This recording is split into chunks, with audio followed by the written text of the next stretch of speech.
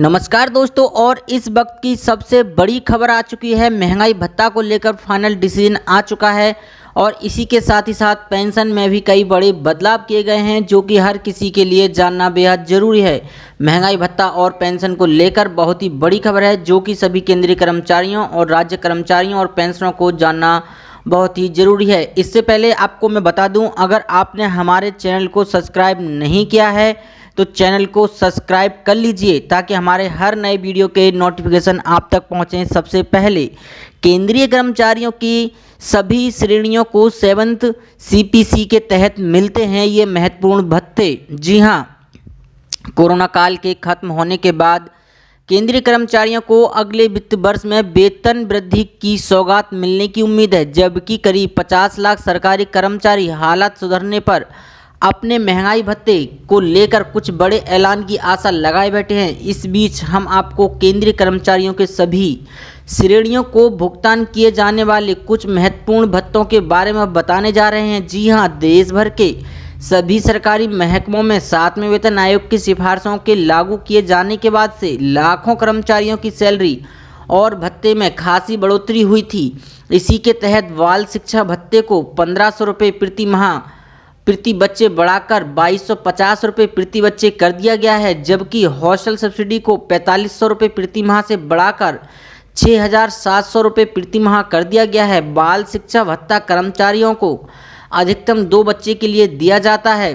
भत्तों पर 7वें केंद्रीय वेतन आयोग की सिफारिशों पर केंद्रीय सरकार के निर्णय वाले प्रस्ताव को 6 जुलाई 2017 को भारत के राजपत्र में प्रकाशित किया गया। इसमें दिव्यांग महिलाओं के लिए बच्चों की देखभाल हेतु विशेष भत्ते को 1500 रुपये प्रति माह से बढ़ाकर 3000 रुपये प्रति माह कर दिया गया है। वहीं असैन्य लोगों के लिए उच्च योग्यता प्रोत्साहन को 2000 से लेकर 10,000 रुपये से बढ़ाकर 10,000 रुपये से 30,000 रुपये अनुदान कर दिया गया है।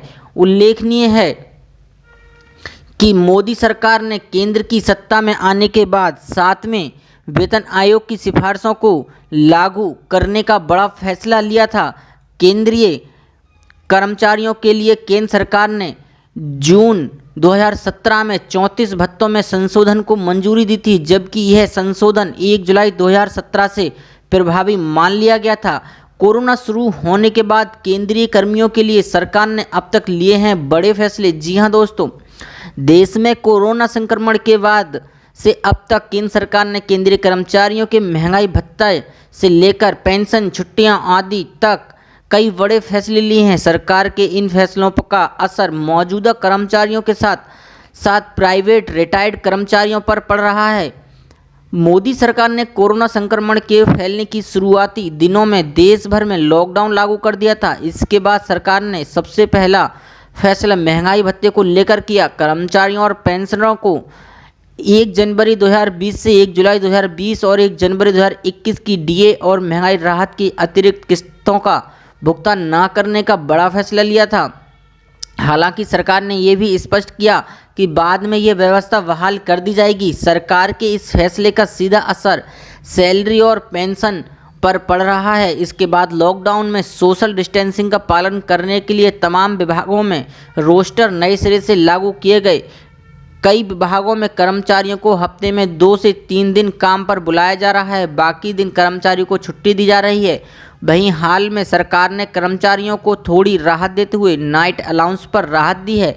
सरकार ने तय किया है कि कर्मचारियों को रात में ड्यूटी करने पर अलग से अलाउंस दिया जाएगा। पहले ये अलाउंस ग्रेड पे के आधार पर दिया जाता था, लेकिन सरकार ने इस पर रोक लगा दी है। कोरोना काल के दौरान रिटायर होने वाले कर्मचारियों को पेंशन पेमेंट ऑर्डर आने तक प्रोविजनल पेंशन दिए जाने का फैसला लिया गया है। इससे कर्मचारियों को रिटायरमेंट के बाद कोरोना के चलते दस्तावेज न जमा कर पाने के बाद भी पेंशन मिल रही है। लॉकडाउन को देखते हुए CGHS कार्ड की वैलिडिटी को 30 अप्रैल 2020 तक के लिए बढ़ा दिया गया था। इसकी वैधता खत्म होने की आखिरी तारीख 31 मार्च थी। इन सब के अलावा रिटायरमेंट के बाद दोबारा कॉन्ट्रैक्ट पर अपॉइंट होने वाले कर्मियों को मिलने वाले वेतन भुगतान पर भी काम किया जा रहा है। अलग मंत्रालयों और विभागों में अपॉइंट होने वाले रिटायर्ड कर्मचारियों के वेतन में असमानताएं दूर करने के लिए वित्त मंत्रालय ने वेतन संबंधी नियमों पर काम कर रही है। जल्द ही इसकी भी फ़ायदा मिलने की उम्मीद है। ऐसी बड़ी खबरों को देखने के लिए हमारे चैनल को सब्सक्राइब करें और वीडियो को लाइक शेयर ज़रूर करें। धन्यवाद।